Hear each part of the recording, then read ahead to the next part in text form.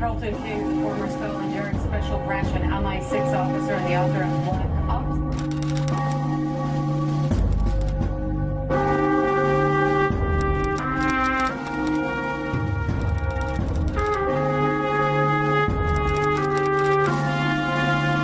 I was undercover for Special Branch in a jihadi organisation.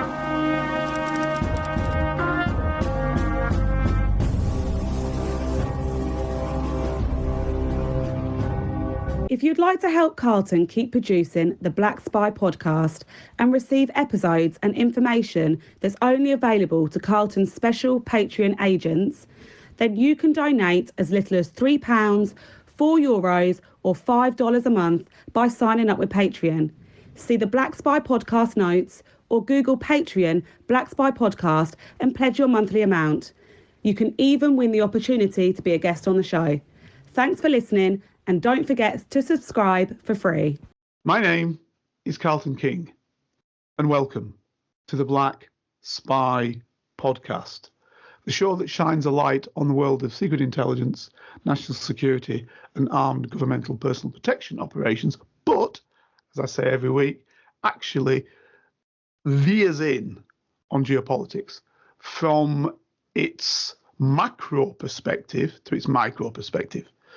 And we do that because more and more now, I think people are beginning to understand that it isn't a one route to control the people, the masses, but it's a multiplicity of routes. You could even argue that in the past, the church, the mosque, the synagogue, the Gurdwara, all of them control the masses in a certain way. Now I'm arguing that actually what's really controlling them is the media feeds that are going out, the way the media puts its perspective. And that, I'm arguing, has been the case for quite some time. However, I now see a crack in that media.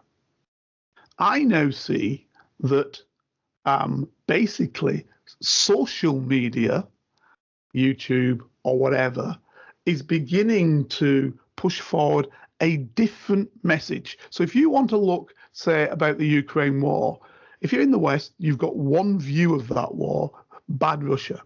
If you go onto social media, you get a completely different view, and one could argue an even more rounded view about why this war has taken place. The Tucker Carlson interview is a great example of that, when President Putin was able to put forward his perspective, which he would never have had the opportunity to do in the mass media. So this is why, once again, as per normal anyway, we have our mass media queen. She's here, my podcast wife, the one and only Madam, yeah, we're going to go in Madam again today, Madam Firgas Esack. Firgs, how are you? Hey, how you doing? How is everyone? Very well. We're bereft of Dr. Rachel this week, but I wanted to tell listeners that she's actually working on something very exciting that hopefully we'll be able to share news of very soon. But before we start on this week's topic, I just want to say a big thank you to a lovely journalist and craft maker called Hannah Britt, who made Dr. Rachel and I some really amazing message bracelets that have some of the things that we say quite often on this podcast on there. So I've got mine on at the moment. So even though Dr. Rachel's not here, she's here in spirit, because I've got a little bracelet that says, "This makes me so angry."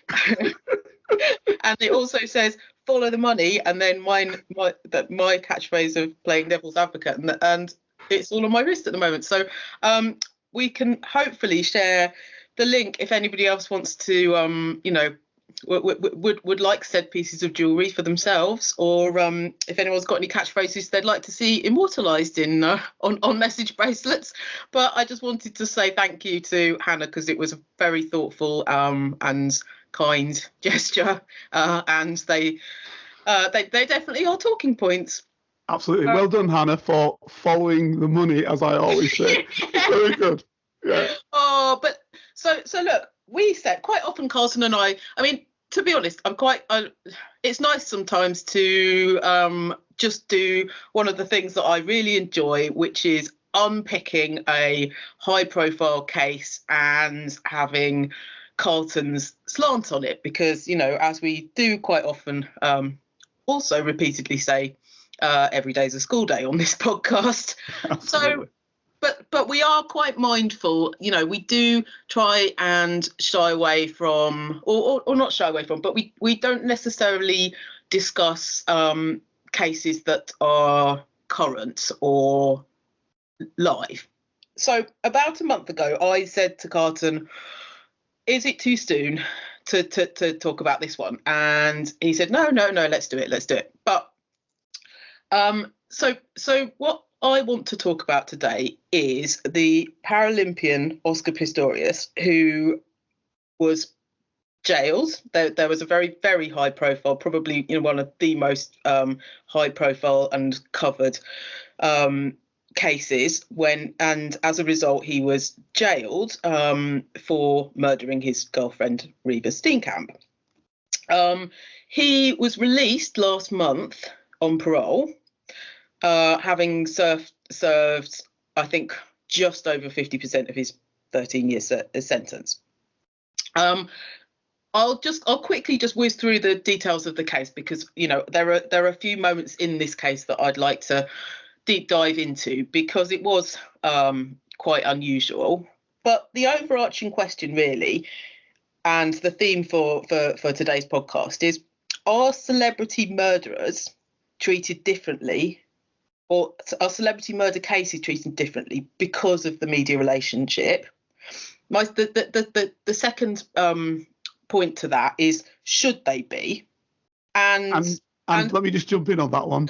And the third, you're going to come up with a fourth. The third point was, which I started the show off with, is the social media changing the whole picture?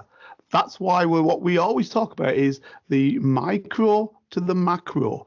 So we're talking about the micro now to give you an overview using Pistorius. But the macro are the events that are going on in the world right now. Ukraine, Palestine. You could even talk about Sudan, because nobody talks about it. 700,000 people have left the Sudan as refugees and gone to one of the poorest countries in the world, Chad, because the Sudan is in warfare. But you haven't heard of it. So this is what I'm saying. So we're using Pistorius as a lab case. Sorry, go ahead. Yeah, no, absolutely. And I guess to flip it to completely the other end of the spectrum, I suppose, is the media sometimes linked to the circumstances or to the defence of these high-profile cases? So look, let's just start with the background, with the situation of the crime, I suppose, or even before that, right? So this guy is a double amputee. He was he was dubbed the Blade Runner, wasn't he? And he had these incredible running blades, and he was obviously very fast, very talented. When he sort of first came onto the scene, when he first started competing, fans of Paralympic sports, or disabled athletes, were kind of all embracing the fact that he was sending these positive messages to their community. But then by the 2012 Olympics, he said, actually, I don't want to be considered to be a Paralympian. I want to compete on the able-bodied stage. And even before any of the, even before the murder accusation, or even before the Olympics themselves, people were starting to see him as a threat. And, they were sort of saying that actually, he's cheating. These, despite the fact that he's got no feet to run with, these blades are, could be considered to be machinery. They could be considered to be, they weren't robotic, but I think the argument was that they had some sort of spring in them that was considered to be a machine. But then that was overruled by the Olympic Committee, and he did compete. And then he started dating this woman. She was a paralegal turned model called Reva Steenkamp. They'd only actually been together for 3 months when when the murder took place. Let's not use words, even though that's what he was convicted for. The gist of this incredibly bizarre story is that they were at his home together. It was Valentine's Day, and somehow the turn of events went from it being nighttime, them being in bed, him having allegedly taken his prosthetic limbs off. I mean, I guess as you would in bed, and then him waking up in the night to a sound from his bathroom door, which was locked. And the narrative goes that he assumed that somebody had broken in and had locked themselves in his bathroom.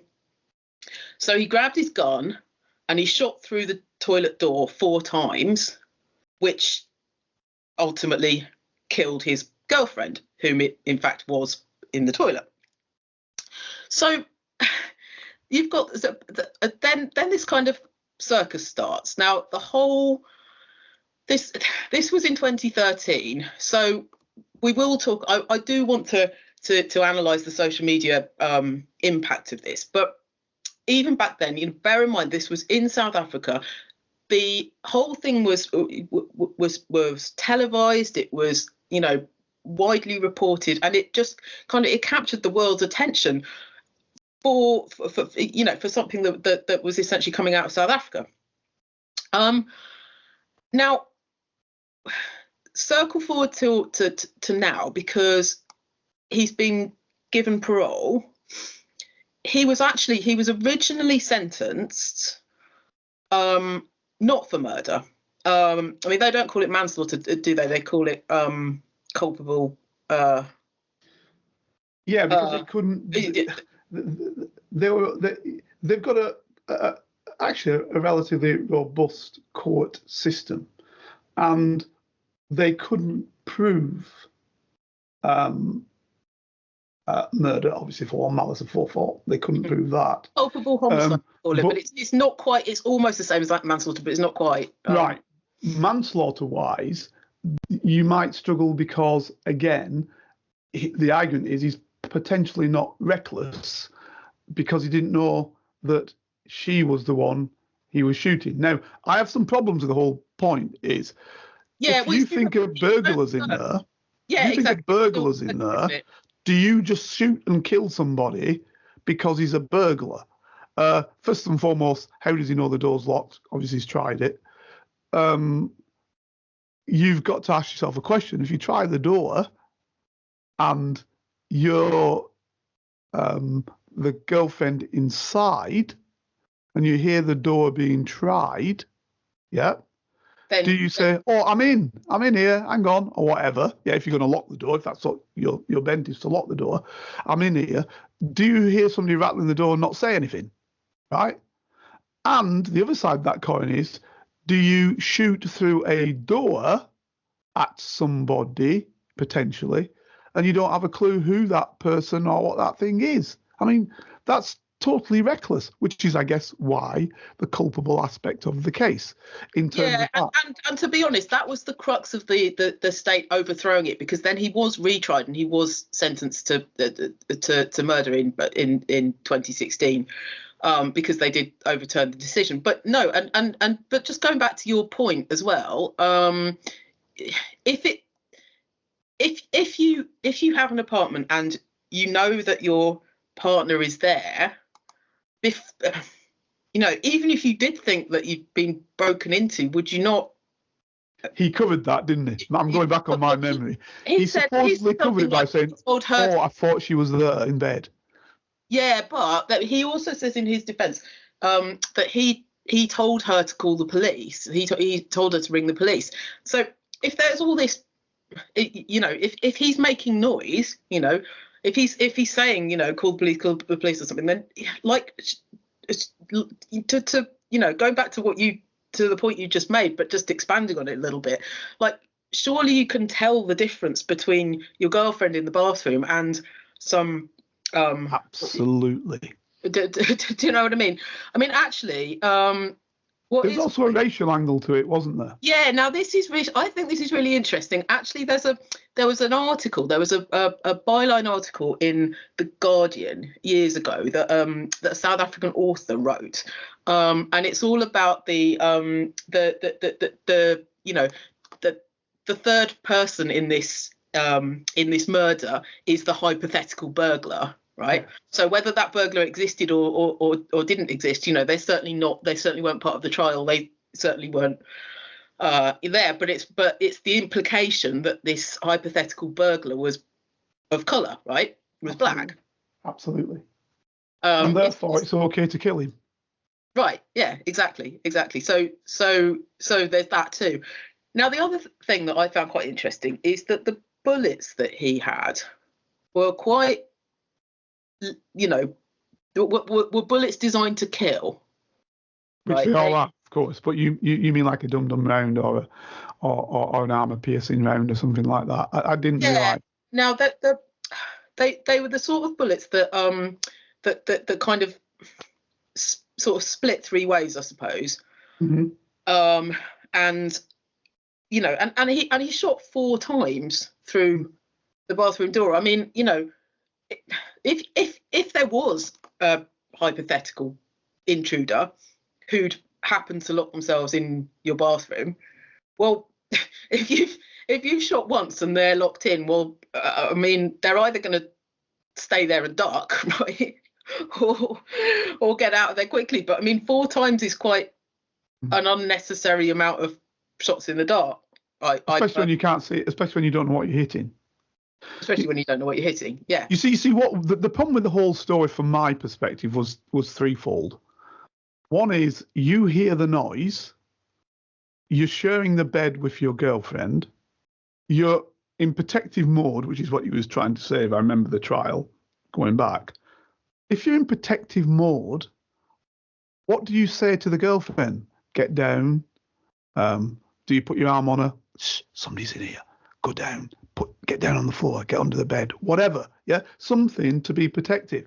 He's kind of saying he's not.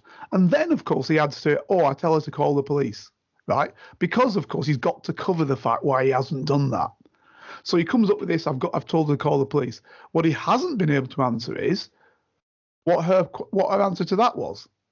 Because if she hasn't heard anything, which she clearly couldn't have heard anything because she's in the toilet. So you see, he can't, this is the problem with the whole story. And this is where we're looking at the media, social media, etc., because the media's analysis should be better. Because when you have a person in bed and you're protecting them, right, and you're saying, call the police, right, the person doesn't know why you're saying call the police because the person can't have heard anything. Why can't the person have heard anything? Because the person wasn't in the bed, she was in the bathroom. So therefore, that person must have said, this hypothetical person must have said, if what he's saying was true, but we know she can't have said it because it's not true, why?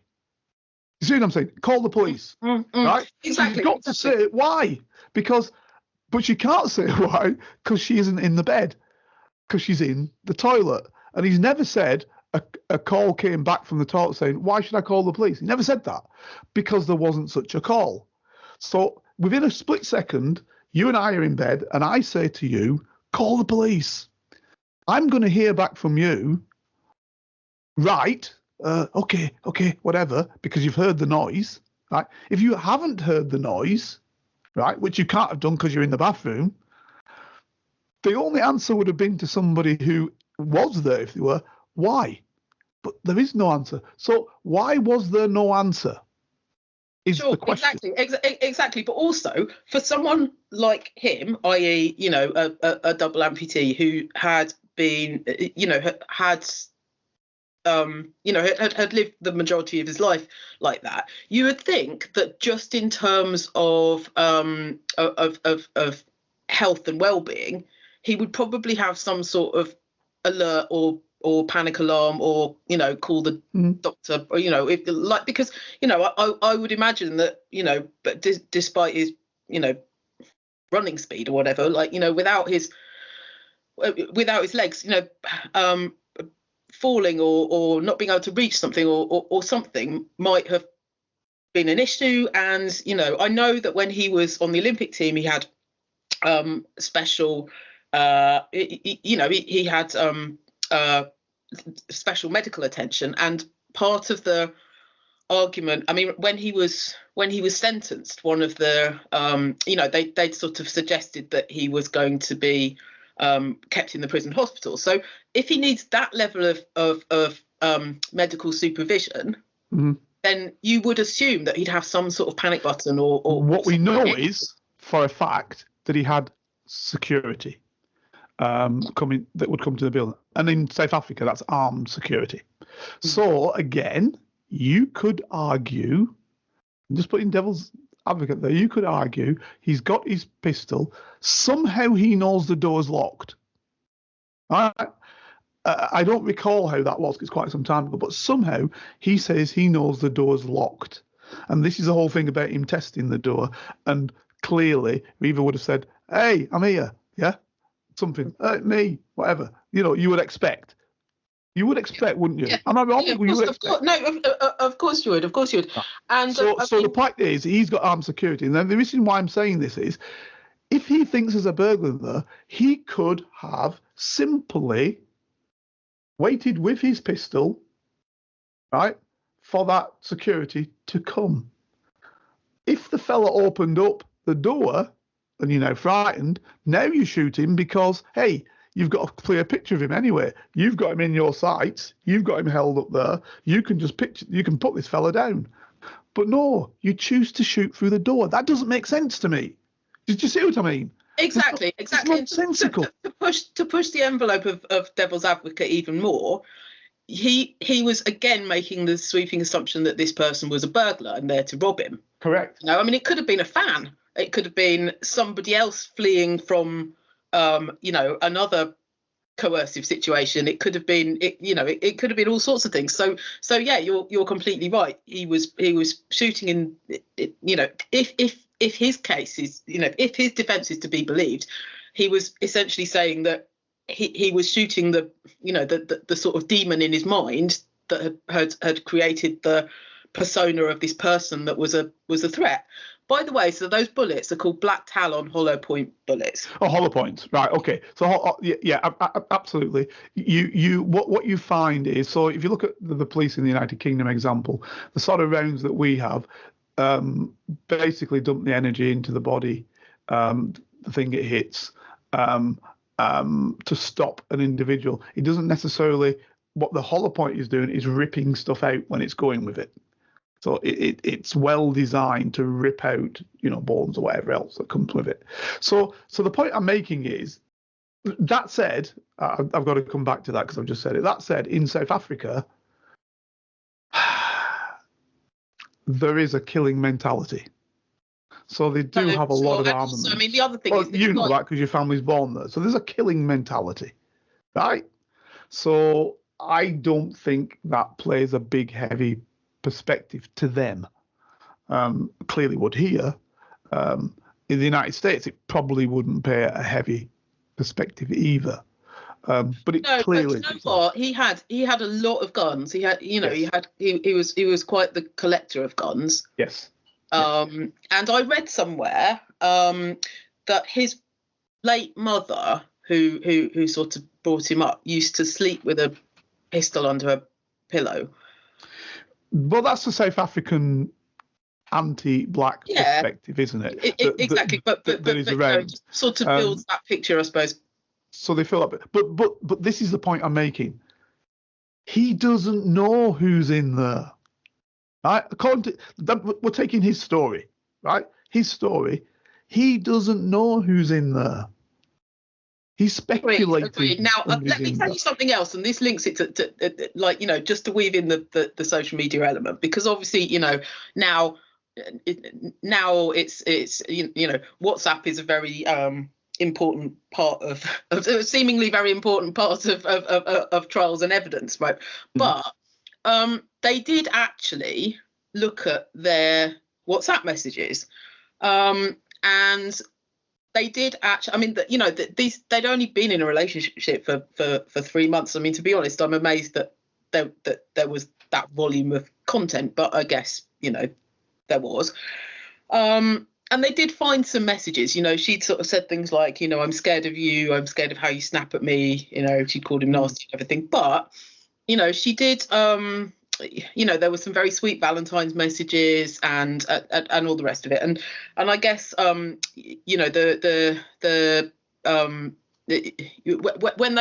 they analysed the overall volume, they kind of said, oh, actually, there's only the X percent that's negative, right? But again, circling back to your, what actually happened on that night, if they were so connected by tech, right? If he couldn't see her, he wouldn't even need to whisper like, "Hey, where are you?" This is the point. He could have just slapped her, couldn't he? This is the point, Fergus. He has no position really as to why he's not connected to, and I don't mean by WhatsApp, because you wouldn't WhatsApp someone, but he has no position as to why he's not connected to her in the bed. No, in the bed. Because what his argument is she's in the bed. That's his argument.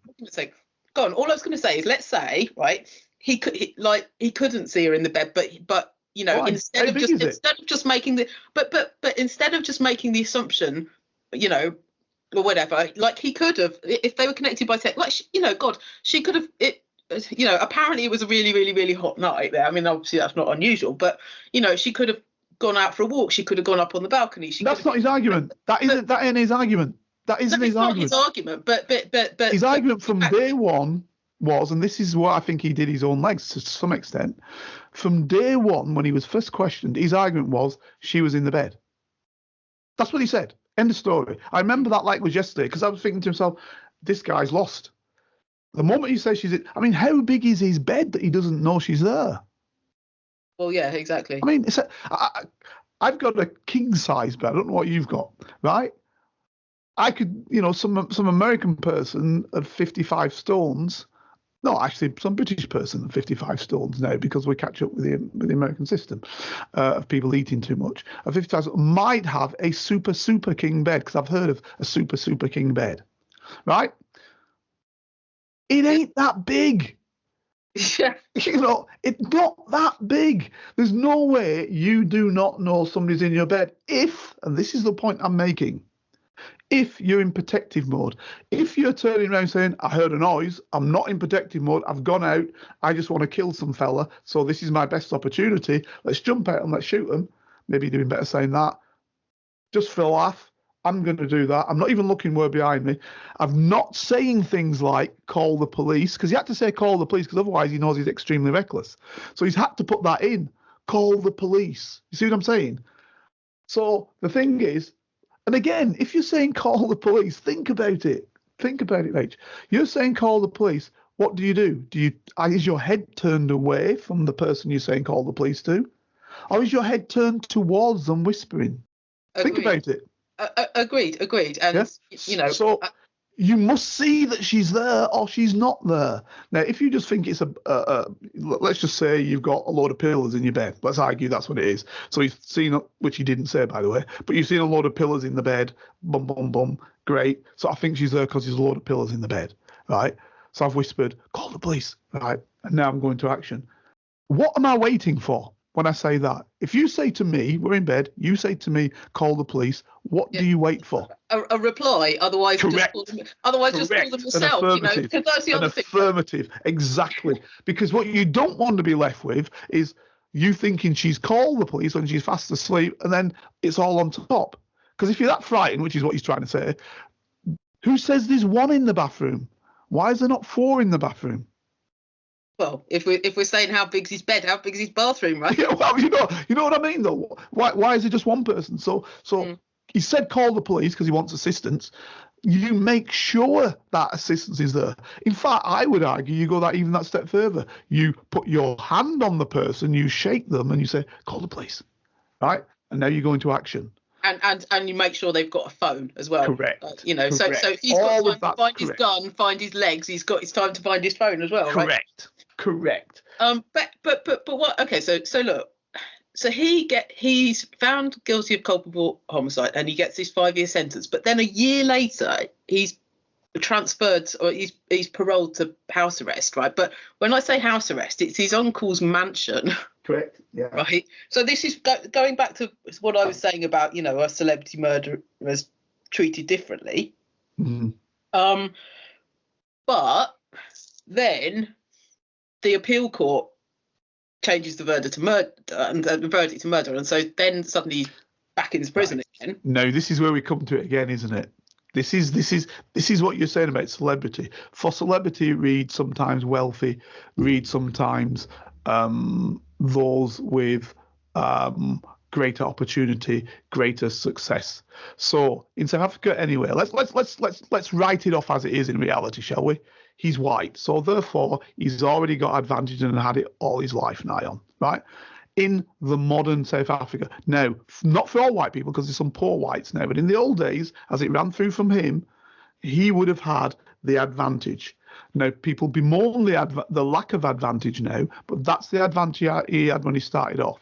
So he's orientated to that advantage.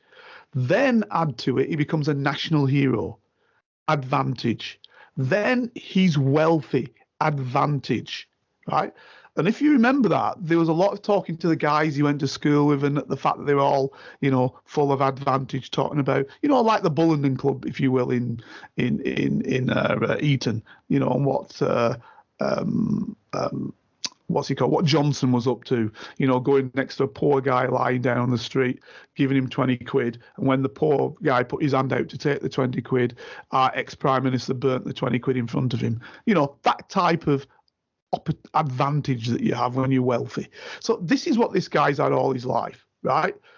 So he gets the best lawyer. And the reason why I'm saying all this is, and we've said it before on another program, South Africa, like our system says, beyond all reasonable doubt, right? My argument has always been, if you are really in a court case that really stands up to those principles beyond all reasonable doubt, I suggest to you, you can't put most people away, because there's always some reasonable doubt. And you're not just saying reasonable, you're saying beyond it. So he's got a good lawyer, so that's why he gets what he's got originally. Now, he's got a lawyer, and then this is the other side. Let me just finish on this point whilst I've still got it in my mind. This is the other point. The person he's killed has advantage. So the parents say, no, he's murdered our daughter. Because if that was the black guy, if you will, in the bathroom, that would have been it. Pistorius, no problem. But no, he's killed again a person who is relatively wealthy, has got a position as a model, etc., right? So now they say, not having it, he's murdered her. That's what gets the appeal court going. That's why he's back, because otherwise he'd have got off with the original thing. That's why he's back in. So it's wealth against wealth, it's advantage against advantage, and it's then that's where we get to the next sentencing. You see what I mean? Because otherwise he's walking away, I'm telling you. Agreed. Yeah, agreed. And I mean, but also, I mean, it's not just him, and it's not just South Africa. I mean, as you say, True. I mean, if you look at Will Smith, right? I mean, I know Will Smith Will Smith, good example. Always kind of in and out of the media, but there was that time, wasn't there, when him and his he had his bodyguard beat someone up, basically. And so he was I don't think he was actually even sentenced, but they took him to he was in the cells for the night, and they basically had to let him out because there was a long line of fans asking for autographs. like queued up out, and even the inmates were asking for autographs or something like that, and God, what about or like Marky Mark? Do you remember him, Mark Wahlberg? Yeah, Mark Wahlberg. Right. Yeah, so you don't even need to go to America. You can go to Britain. But the point is, like I think he got like it should have been attempted murder, but he got 45 days. He was sentenced to 45 days, right? You don't even need to go to Britain. You only need to sit in England.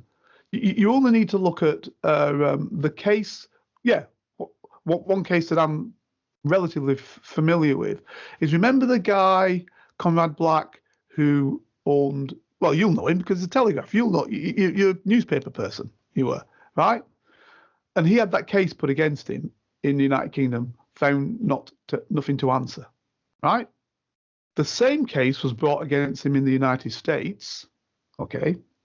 And in short order, he put his hands up to it because he knew in the States he didn't have the influence over the courts and over the system that he did in Great Britain, right? And then when he got out of the prison in the United States, because he did some time, short number of time, because he's wealthy, etc., he then tried to clear his name in the United Kingdom, saying, oh, they were against me in the States, this, that, and the other. But he put his hands up and said, yeah, I'll plea bargain and plea bargain the deal. So what I'm saying is, you see, the wealthier you are, the more opportunities it provides you, regardless of where you are, right? And I thought Smith was a good example for the pure, when he slapped Oscar night and he slapped what was he called, the comedian who Will Smith slapped, Chris Rock. Chris Rock, that's it. Fantastic, well done. I know I can depend on you when my memory goes. Where is the defense for him not getting done for assault? It's televised in front of millions of people. So even if Chris Rock turns around and says, I don't want to press charges, you could argue the offence has been committed. The full offence has been committed, hasn't it? Whatever they call it, probably battery in the United States. For my time working for them, it probably is assault battery. The offence has been committed. So why no charge? Well, agreed. And then and then not only the offence, but then millions and millions and millions of social media vocal comments, ranging from disgust to offence to, I mean, I'm sure there probably were a few people that supported him, but you see, that shouldn't matter, should it? In the law, that shouldn't matter whether somebody supports me or doesn't. Well, no, of course it shouldn't. But all I'm saying is, like, to your point, not only was it televised, it was captured. Like, I don't think there's anybody, in the Western world that didn't encounter that experience. Correct. In some way, shape, or form. Correct. And so, therefore, I know the sheriff's departments presumably went behind and were looking into it, but what does that mean? I mean, the only thing they can turn around and say is that Chris Rock said, I won't charge him. I don't want to press charges. Now, but just take it out of the celebrity context, right? If it wasn't at the Oscars, right? If some bloke, in a ghetto goes and smacks another bloke because he insults his wife or something, that's going back to my point about is the celebrity element here important, or is a crime a crime a crime? Well, the celebrity element's important. You could argue if somebody slapped somebody in the street when it wasn't filmed on a celebrity, then nobody know about it. So who knows? So the celebrity meant that it was known. But the other part of that coin is the offence was fully committed. We know that. Now, the only thing I can think why the sheriff's department said they didn't go any further was because Chris Rock said, I don't want to charge. But if you wanted to push that as a district attorney, here it would be the Crown Prosecution Service, you could say that really doesn't matter. The fact is you've committed that offence. We all saw it. It happened. Therefore, you can now be put in front of a court. The only defence other than that then would be that Chris Rock turned around and said, oh, we planned it between us. It was just a joke. Now you can get away with it. Did Chris Rock say that? I don't know. But otherwise, you've got the full-ended offence. It has been committed. A man came up, slapped you in the face. Added to that is the additional evidential perspective as to why he did it. Keep my wife's name out of your mouth. Yeah? I didn't put the bit in that he said, right? So that's all committed. So you've got your evidence there. Oh, that's why he did it, and then he did it. The only defence would be Rock said, oh no, we planned it. It was all a big show. Maybe then, it's like a boxing match then because it's a show. You've decided between you that's what you did. Not a problem. You can get away with it. But did Chris Rock say that? Did the police even push it that far? Did the district attorney wish to push it that far? I suggest no. No. There you go. And this is where celebrity comes in positively for them. It can be negative for them, but it could also be positive for them. I mean, it could be hugely positive for them. Do you remember? This must have been in the 80s, given who they were, right? Do you remember that actor Matthew Broderick? Absolutely. Right? And he went to Ireland, didn't he? And he was with the woman out of Dirty Dancing, Jennifer Grey. Right. Do you remember her? I know Dirty Dancing is probably not on your radar, but it's. I know. I've heard of her. I can. Again, you're not the target audience, but I'm sure you're aware of it. Anyway, so I think the story goes they were in a car in Ireland and they didn't realise that they drive on the other side, and so he basically drove right into somebody else and killed. I didn't know that. And killed he killed I think it was a mother and daughter or something. Right. And he got off with he wasn't even charged. He got a fine. He got like a £200 fine or something. You do have to question that. I mean, right. Let's take the circumstance. Let's take the circumstance, and you can tell me what it is because I don't know the case. Right. Did he just drive the car out of the airport and hit this person straight away? I don't know. No, he didn't drive the car out of the airport and hit this person straight away. He turned the wrong way at a junction, I believe. Right, so this is what I'm saying to you. Had he then been driving for a period of time on the correct side of the road for Ireland? You see, this is the question I'm pointing to. Yeah, exactly. Because if he'd been doing it for some time, your argument would be great if you said, I went to the hire car company, got in the car, drove out, didn't know they drove on that side of the road and drove into somebody's accident done. If, however, it's day 3, the steering wheel being the other side of the car, but yeah. If it's day 3, and he's had a lapse and gone onto the other side of the road, that can happen. Not arguing, but his defence isn't good enough just to say I didn't know they drove on that side of the road. You did know they drove on that side of the road. You forgot. Right, let's argue. Now you are reckless. It is muscle memory sometimes, isn't it? I think. Yeah. But anyway, now you are reckless, though, aren't you? Verdict. I think, Carlton, the verdict was death by dangerous driving, but the penalty, as far as I'm aware, for death by dangerous driving is not a fine of £200. Yeah, exactly. This is what I'm saying. So you see, this is where the law is anything but blind.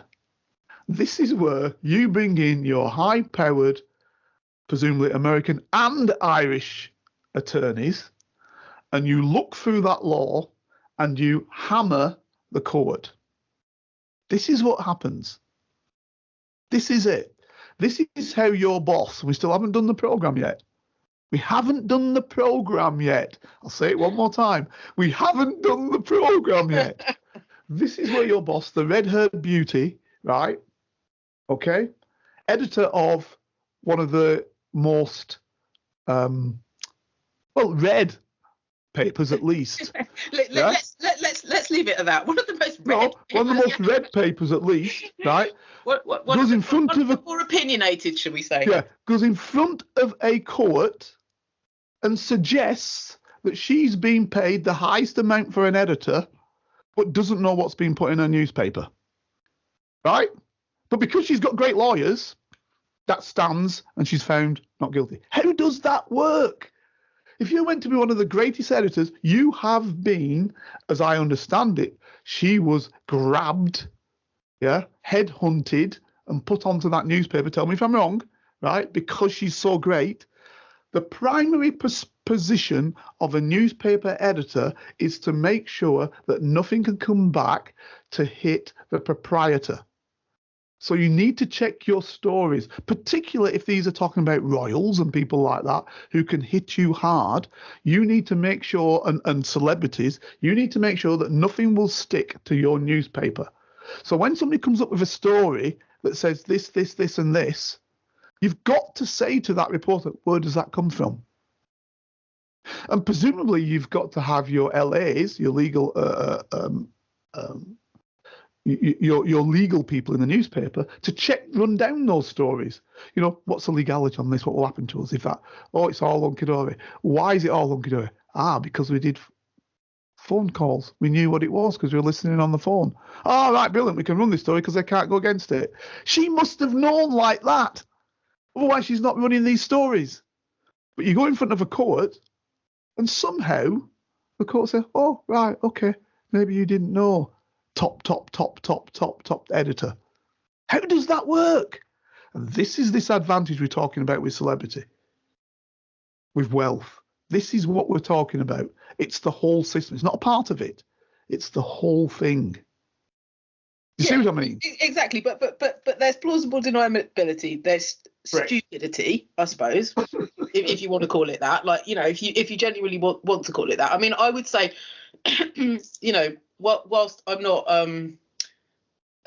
being defamatory here, you know, there are a lot of high-profile rappers who maybe have had a criminal past that's that's linked to gang culture, and you sort of think, oh, you know, I mean, I know there are a lot of triggers and elements that would make you commit crime in all of those sorts of places, but you might consider lack of education or lack of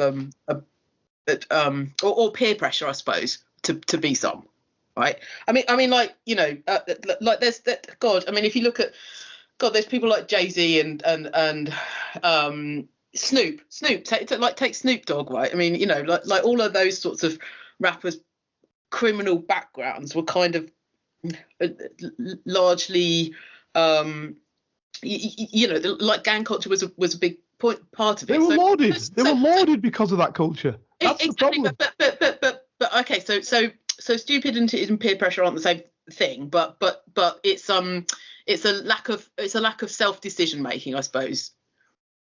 I think, look, you see, let's look at that, because that's a great thing you've commented. I love it. Great thing you commented. Tupac, bright guy, extremely bright guy. Okay, was capable of going to Juilliard's, knew what he was doing, knew the score. The problem was that the life got good to him. He put it this way. He said, I'm keeping it real.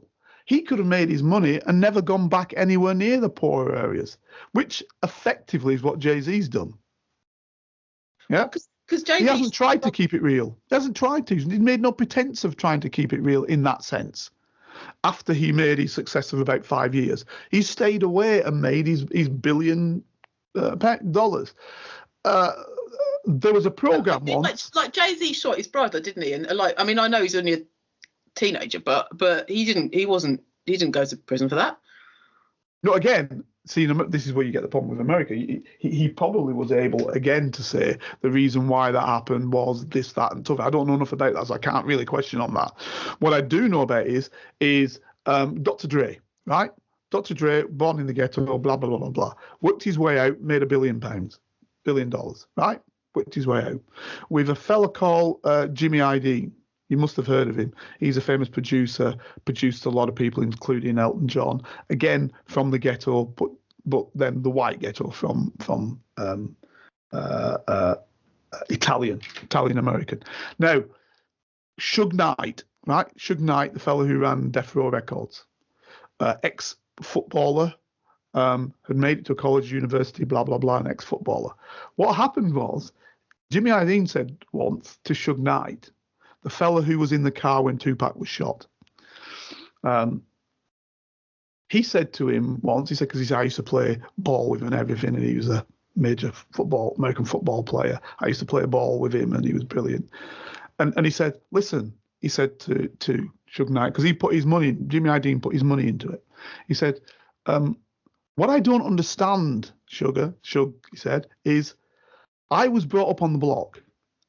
with all the wise guys. Read for that mafia. And all those guys did all day long was graft, i.e. make illegal money, yeah, and then figure out how they could make bad money good. That's what they were doing all day long. You know, they're out killing people, out doing whatever, heisting, and then trying to figure out how that bad money they've got can be made to be good money so they can have a good life. He said, you've got good money, Shug. Yeah, you're making records. Why are you trying to make it bad? And Shug said, because that's what I know. In other words, he liked that life. But You see what I mean? He's not ignorant to it. He just got used to it. He liked that life. That's where the problem is. If you then associate culturally your culture with a certain type of life, which is totally wrong, by the way, but they're associating it with that culturally, you then get dragged into a life that actually isn't real, but you're assuming it's real. So to keep you real, you stay with that bad life. Do you see what I mean? And what Jimmy Idene's saying to him, get out of that. Yeah, you make your records talking about this nonsense life, but you know it's not real for you. Get out of it. Why pretend you're still in it? Yeah, that's the exactly. problem. Exactly. But Dr. Dre's daughter's homeless, isn't she? Is she? Yeah. Yeah, that's a font of all knowledge. How is she homeless? The guy's a billionaire. You know that, don't you? Yeah, exactly. I mean, like just look at even Beats by Dre. Surely, I mean, like. Oh, that's what made him $1 billion. Absolutely. Him and Jimmy Iovine, they were in it together, partners.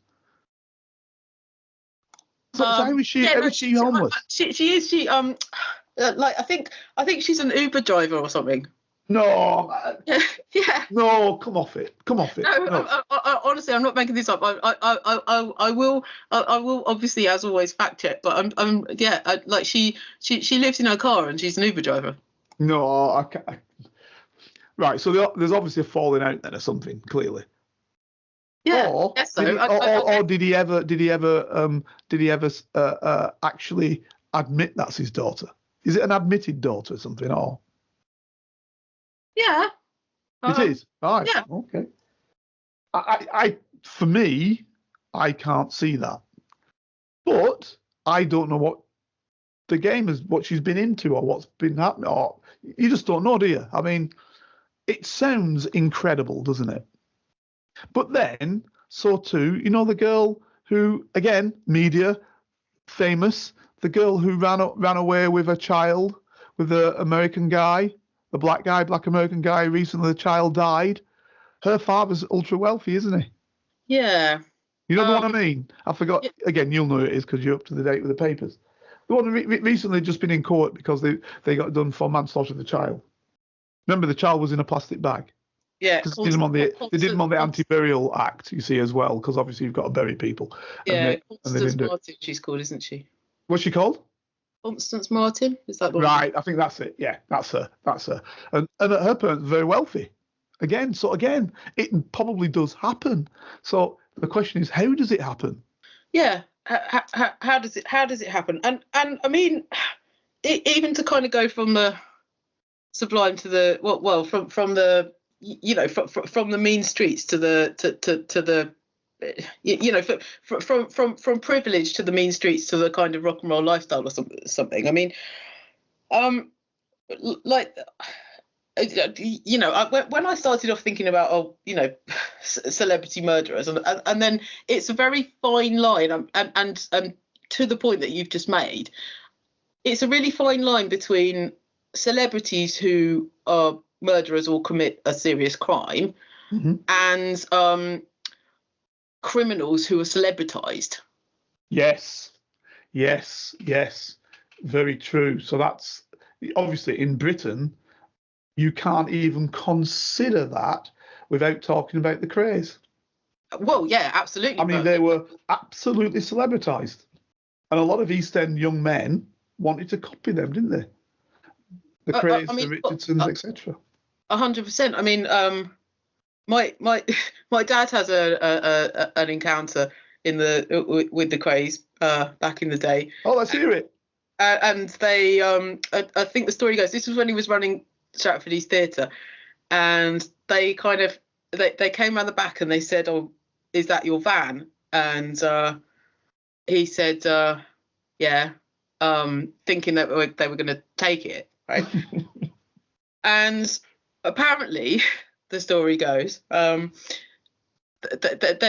they walked away, and my dad was like, "Oh, okay." And then about 2 hours later, they came back with a set of new tyres, and they said, "Your tyres are bored. You're going to get stopped for that. Here's some new tyres."